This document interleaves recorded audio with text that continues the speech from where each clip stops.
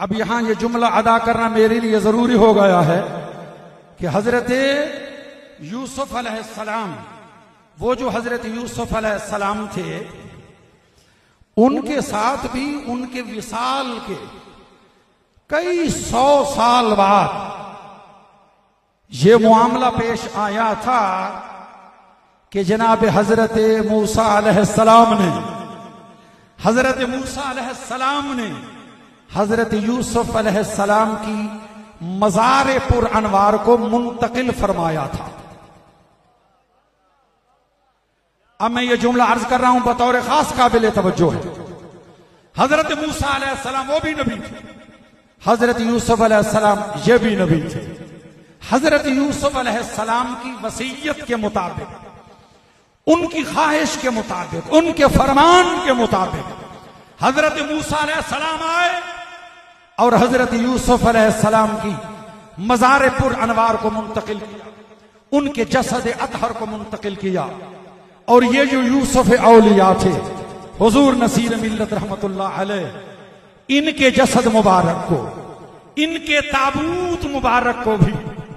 آپ کے فرزند ارجمند جانشین حضور نصیر ملت رحمت اللہ علیہ حضور قبلہ جامی صاحب دامت برکاتہم القدسیہ، انہوں نے اپنے والد گرامی علیہ الرحمت کی اس وصیت کو پورا کرتے ہوئے جو حضور نے آپ کو بھی فرمائی تھی، اور آستان پاک کے اور لوگ بھی گواہ موجود ہیں کہ جن کے سامنے حضور نصیر ملت یہ اظہار فرمایا کرتے تھے کہ میں جب اس دنیا سے چلا جاؤں تو میری جو قبر ہے میرے والد گرامی رحمت اللہ علیہ کے پہلو میں بنانی ہے، میرے والد گرامی علیہ رحمت کے پہلو میں بنانی ہے۔ لیکن جب آپ کا وصال ہوا، یہ ایسا اچانک صدمہ تھا، حادثہ فاجعہ تھا کہ سب کے ہوش اڑ گئے، غم کی وجہ سے، دکھ کی وجہ سے، تکلیف کی وجہ سے اس وصیت پر عمل نہ ہو سکا۔ لیکن جب اللہ نے چاہا اور پھر خود انہوں نے چاہا تو اس خانوادہ مہریہ اولاد بابو جی کے تمام افراد کے اتفاق سے، اتحاد سے، افہام و تفہیم سے اور متفق علیہ فیصلے سے حضور نصیر ملت رحمت اللہ تعالی علیہ کے تابوت مبارک، تابوت بجائے خود ایک چلتی پھرتی قبر ہوتی ہے، تابوت کو نہیں کھولا گیا، جسم مبارک کو نہیں کھولا گیا، کفن مبارک کو نہیں ہٹایا گیا، تابوت اسی طرح بند رہا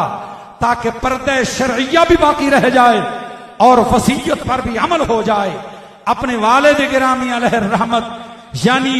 غلام معین الدین جو دین کی معاملت کرنے والے ہیں، ان کے ساتھ حضور نصیر ملت رحمت اللہ علیہ کی مزار پر انوار بنی،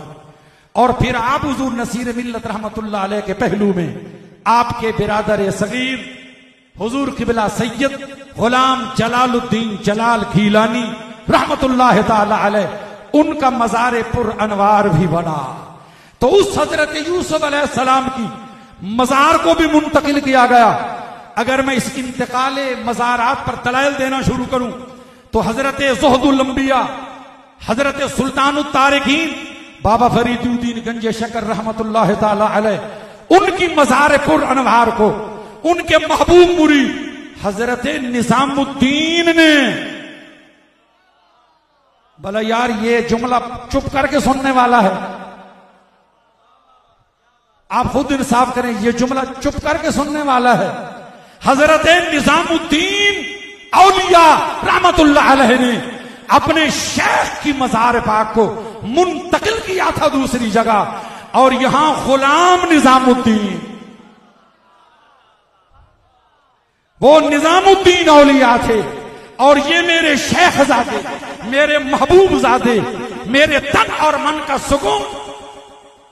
جانشین حضور نصیر ملت، جن کو اللہ نے وہ جرت بخشی